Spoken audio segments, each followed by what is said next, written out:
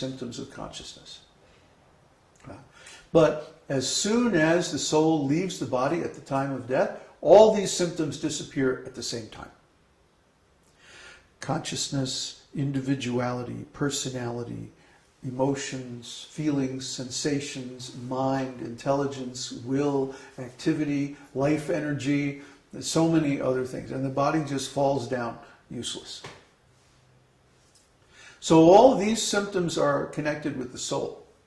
And none of them can be measured by physical means. Only indirectly.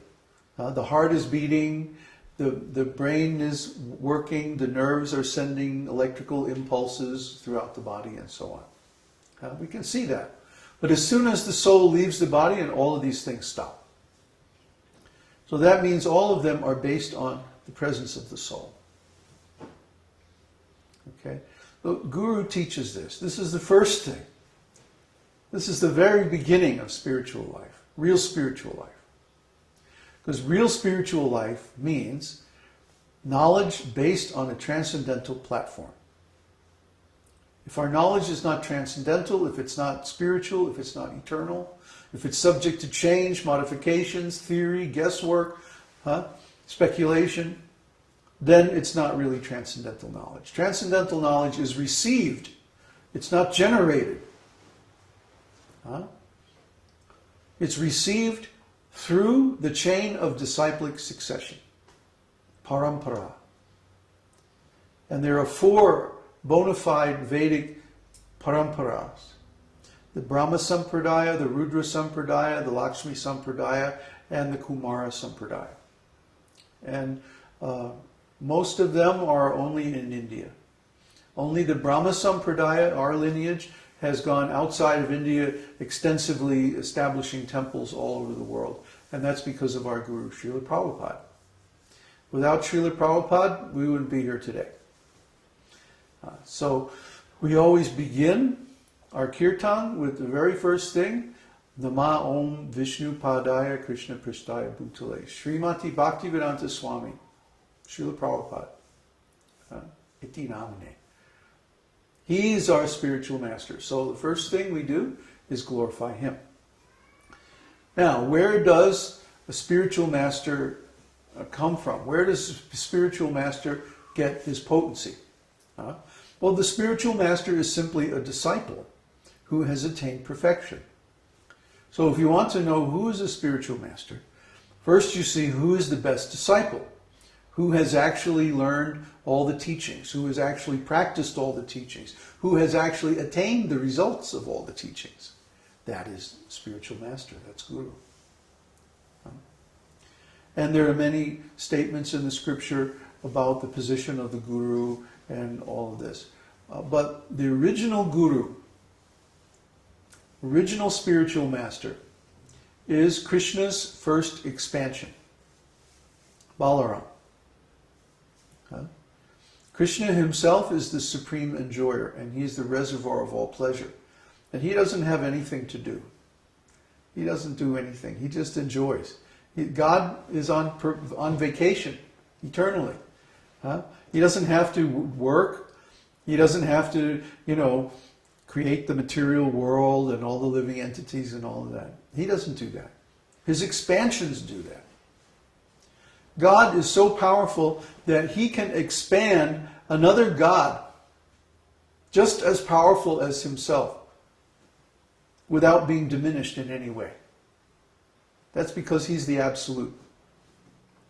He's infinite. That's what infinite means. Infinite means that the infinity can expand into another infinity without being diminished. It's still infinite. You see? So God is infinitely powerful, Bhagavan. Bhagavan means one who possesses 6 opulences. You know what they are?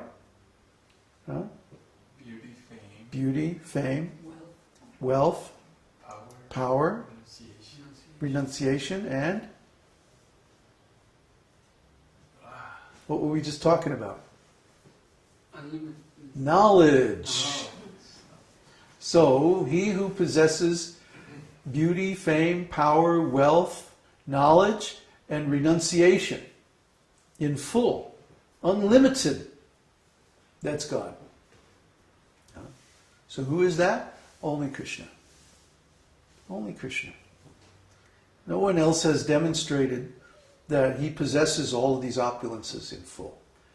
I mean, Krishna's beauty alone. You could write books, and actually there have been many books written just about Krishna's beauty.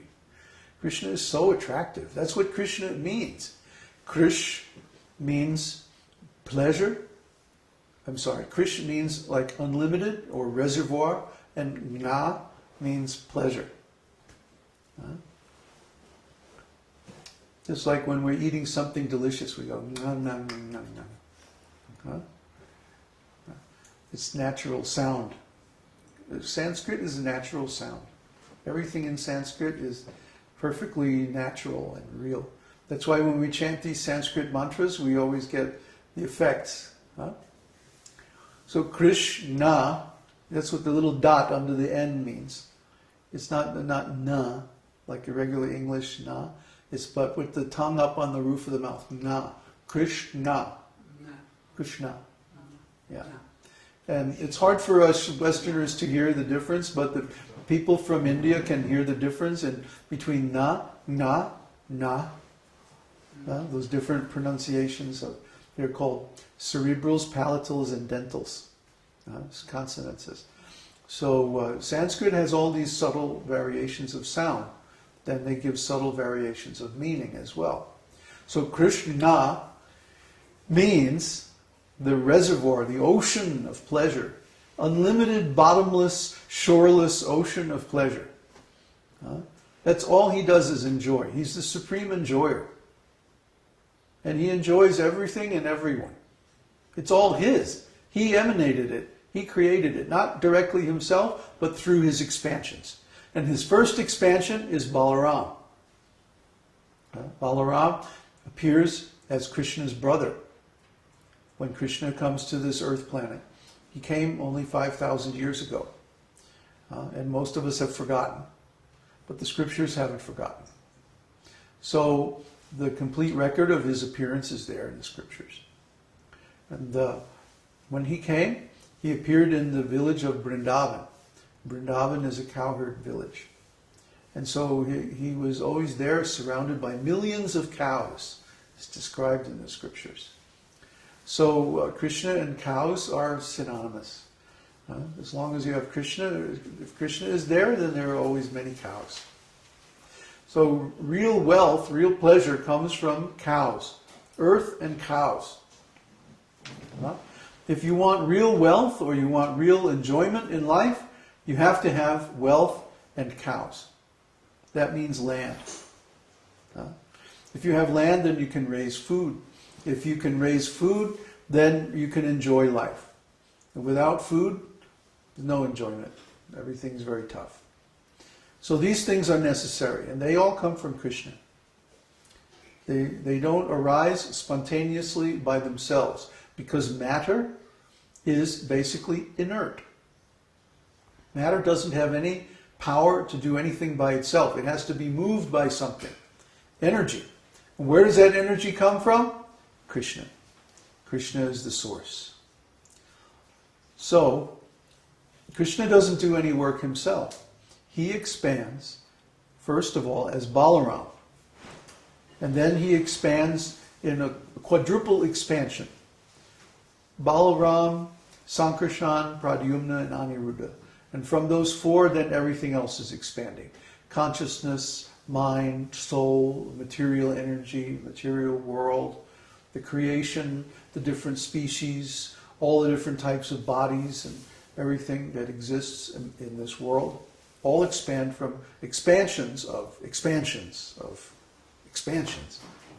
Krishna.